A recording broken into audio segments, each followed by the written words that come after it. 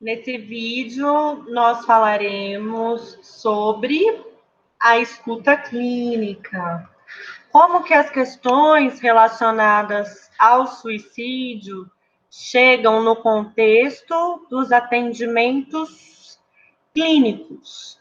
Eu vou usar como base esse livro que eu recomendo, está lá no AVA, chama Crise Suicida, Avaliação e Manejo, do psiquiatra Neuri Botega. E uma das principais questões, né, é que as pessoas, nos atendimentos clínicos, ao falarem dos sofrimentos, podem trazer pensamentos sobre o morrer. Como nós vimos no primeiro vídeo sobre atenção, cuidado, sensibilidade, né, não há problema nenhum de conversar sobre isso, ao contrário do que algumas pessoas pensam, né? Ah, se eu falar sobre isso, eu vou estar incentivando, se eu falar sobre isso, eu vou estar mexendo com conteúdos perigosos, se eu falar sobre isso, eu vou estar desestabilizando emocionalmente. Não, é muito importante poder falar sobre isso. Quando a pessoa fala sobre o que ela pensa da morte, como ela imagina a morte, se ideias sobre a morte estão presentes quando ela está sentindo muita dor ou está sentindo um sofrimento grande, né? Isso é uma forma de conhecer mais da dor que ela está passando, do sofrimento que ela está passando, das questões que estão trazendo essa dor e esse sofrimento, das dificuldades na vida dela naquele momento. Um primeiro aspecto para a gente reconhecer quando alguém nos fala de pensamento sobre morrer, vamos imaginar que eu pergunto assim para um paciente ou para uma paciente: você pensa sobre a morte? O primeiro passo é que algumas pessoas dizem assim: ai, a dor que eu sinto é tão grande, o sofrimento que eu sinto é tão difícil, que eu imagino que se eu morresse, pelo menos isso acabava. Eu imagino que se eu morresse, pelo menos eu não ia mais sentir isso.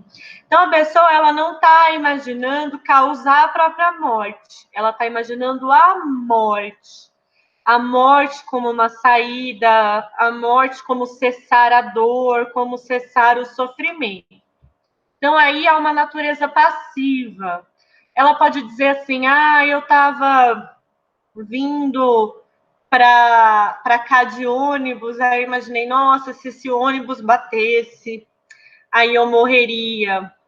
Ou eu estava sentindo uma dor muito forte no peito, aí eu pensei, nossa, se meu coração parasse de bater, eu morreria. A pessoa pensa sobre a morte, mas nessa imagem da morte, a morte acontece com ela, né? Existem pessoas que falam: ah, eu rezo para Deus que se for melhor ele me levar, se for melhor a minha vida acabar.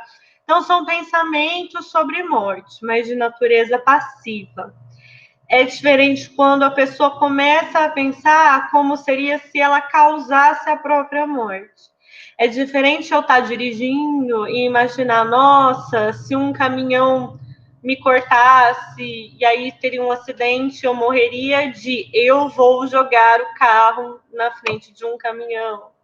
Né? Eu estou andando na rua, eu passo por uma ponte, penso como seria se eu me jogasse dessa ponte. Então, os pensamentos sobre se matar, né, eles também podem começar a partir dessa ideia de morte, da morte como um alívio, da morte como um fim, da morte como uma forma de parar de sentir o que a pessoa está sentindo, parar de viver a dor que a pessoa está vivendo.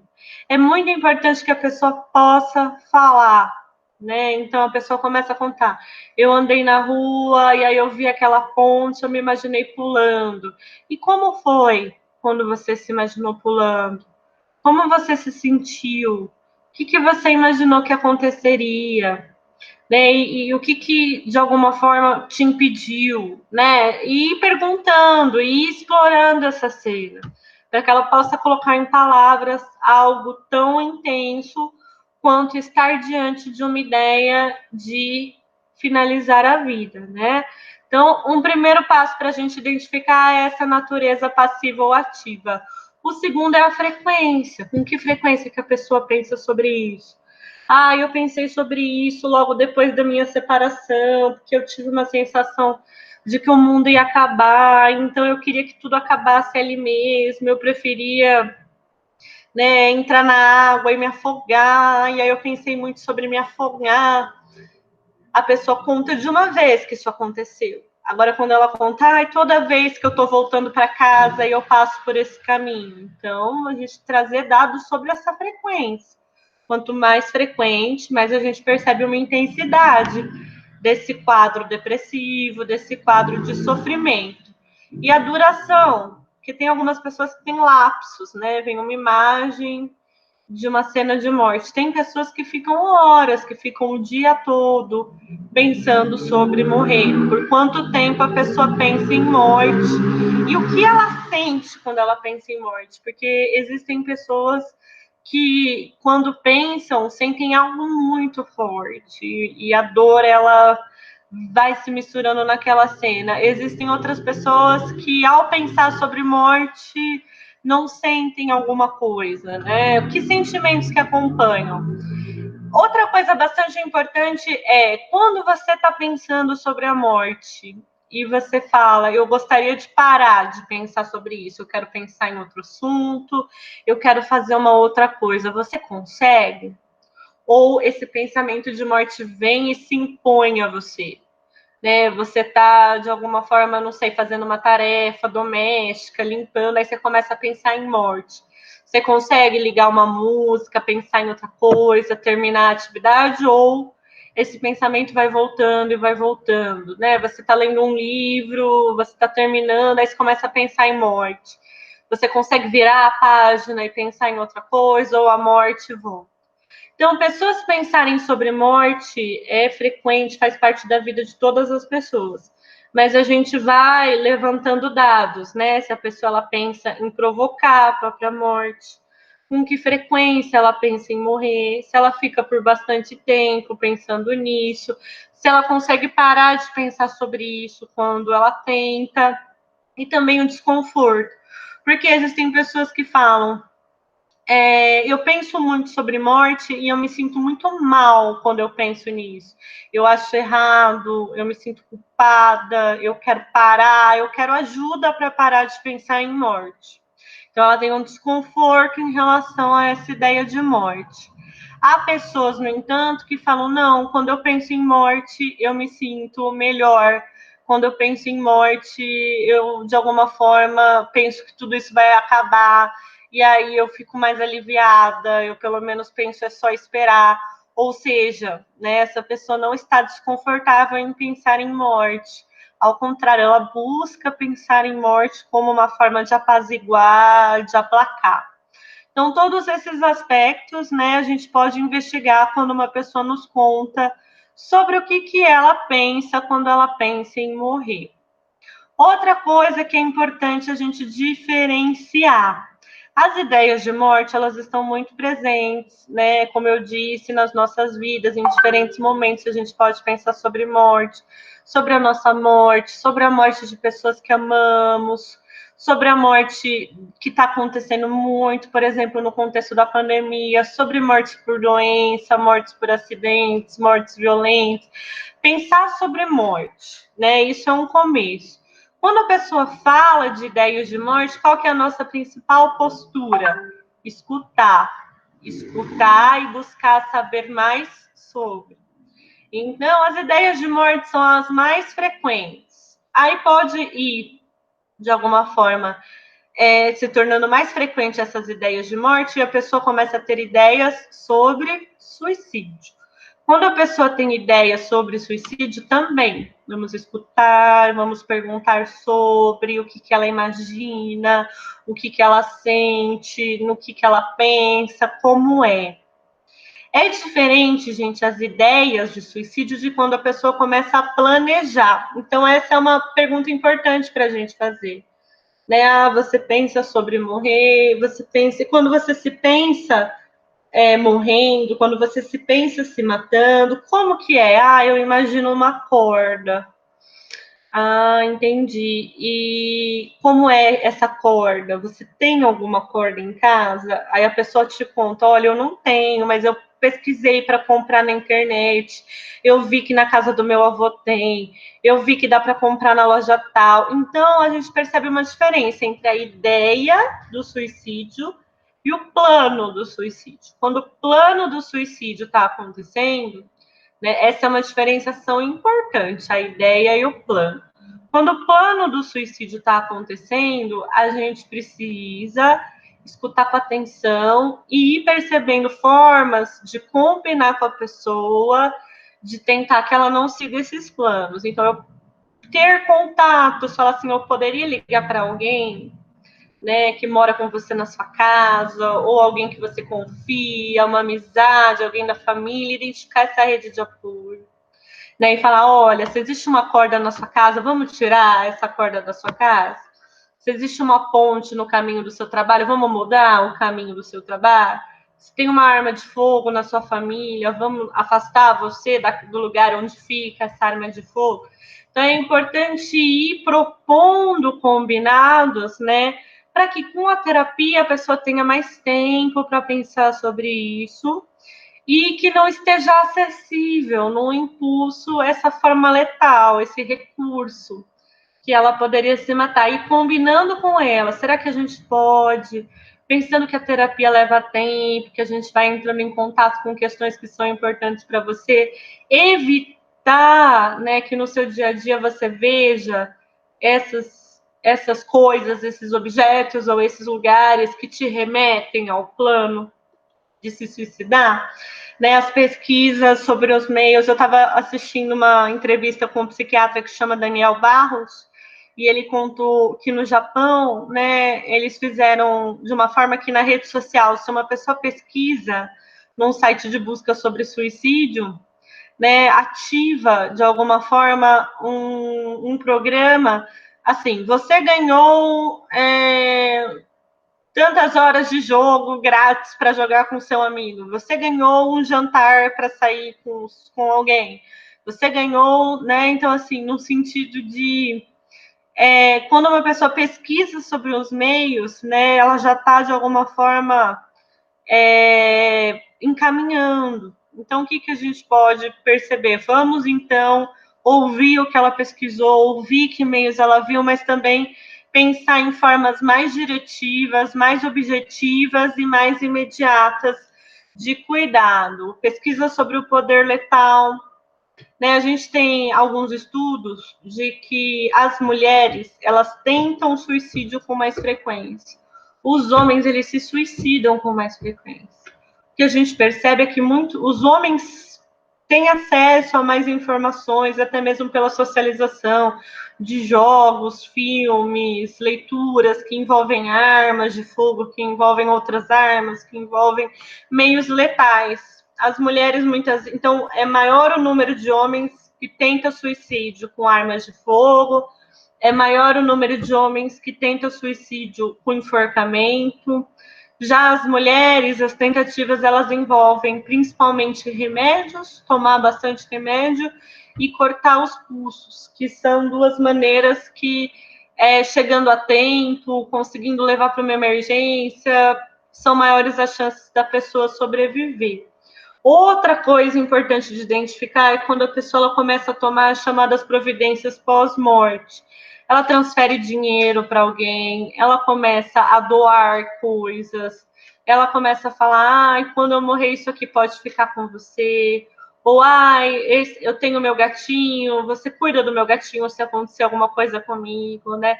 Tudo isso vai indicando que é necessário medidas protetivas mais diretas, objetivas, eficazes. Quando a pessoa tem ideias de morte e ideias de suicídio, o caminho na clínica é falar sobre.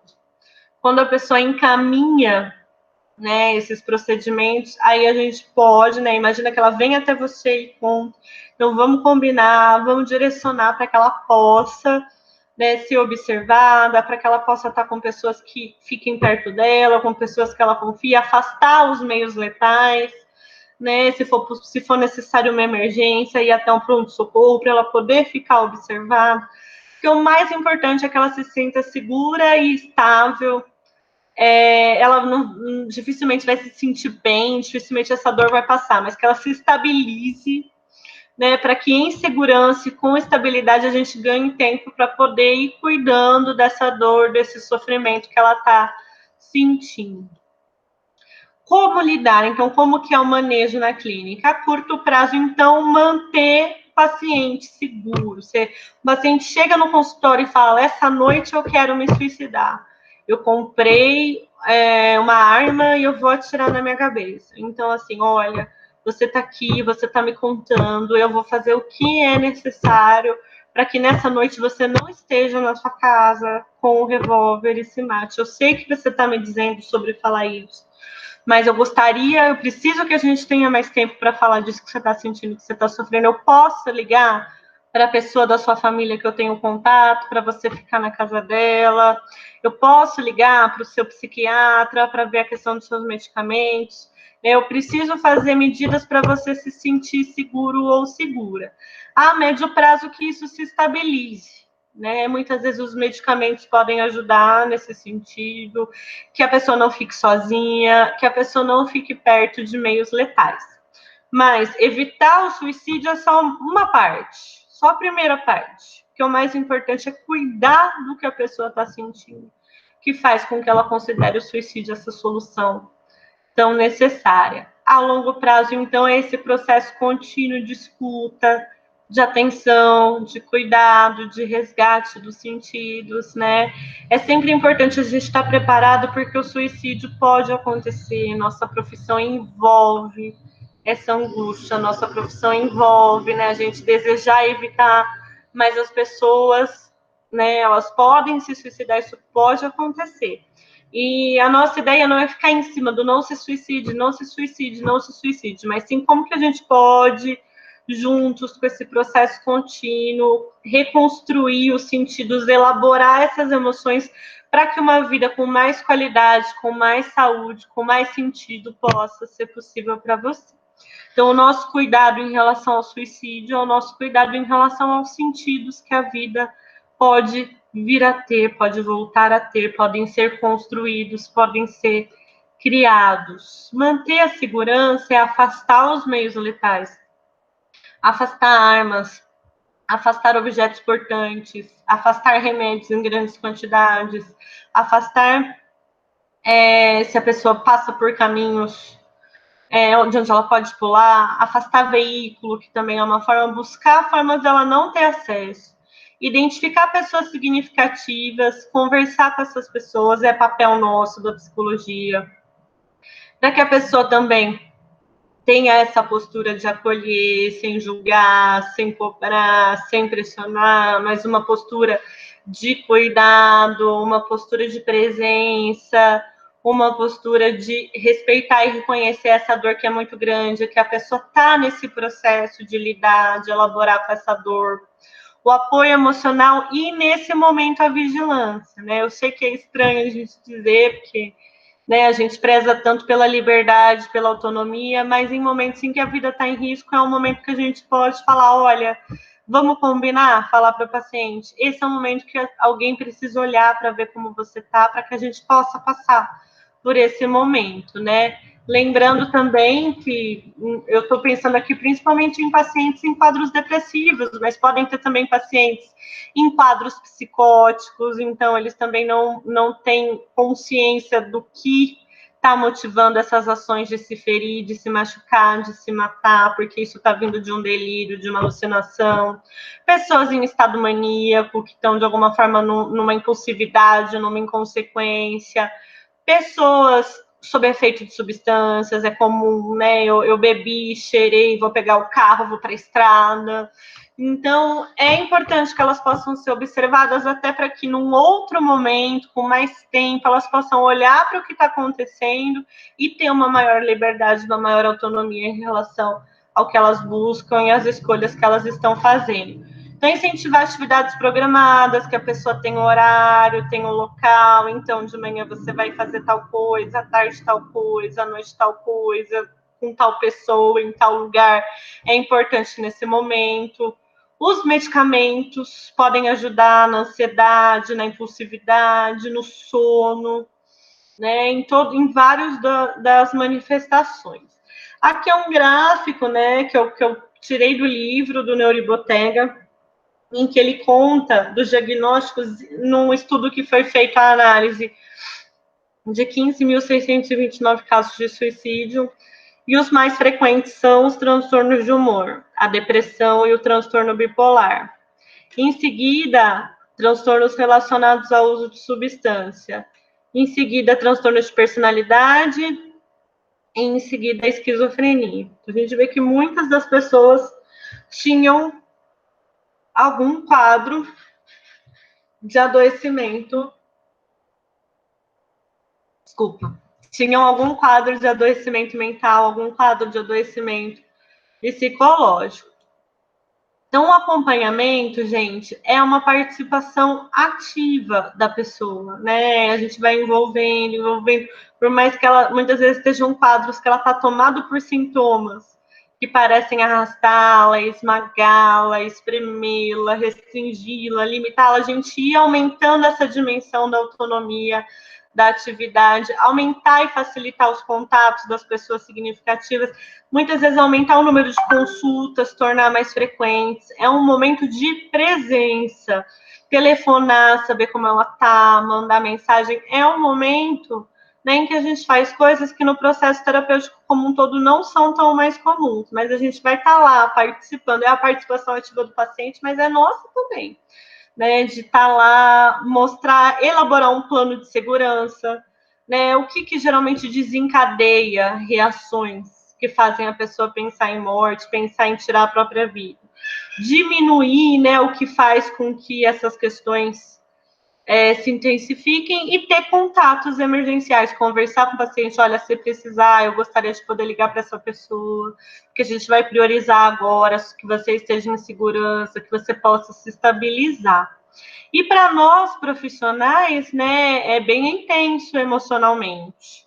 E então, nós precisamos trabalhar também as nossas questões pessoais e o que estar em contato com ideias de suicídio, tentativas de suicídio, planos de suicídio vão suscitando em nós. Por isso que é tão importante que a gente esteja em terapia e também os momentos de supervisão, em que nós vamos compartilhar experiências profissionais, podemos ouvir a perspectiva de outros profissionais, o olhar de outros profissionais, fortalecer enquanto rede profissional. A supervisão contribui muito.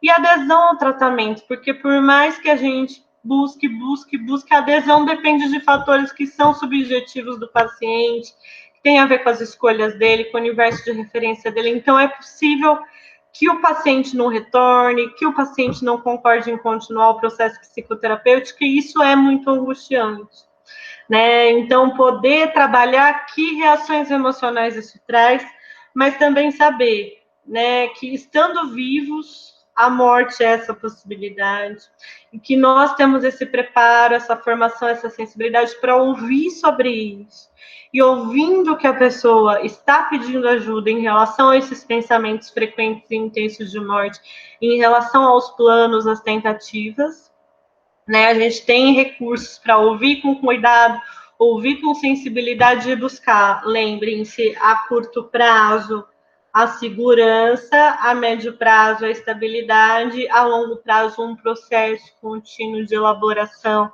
de atenção, de cuidado dessas emoções, né? O nosso foco é o cuidado, e nós não estaremos preparados para cuidar se a gente não cuidar também de nós e das nossas emoções.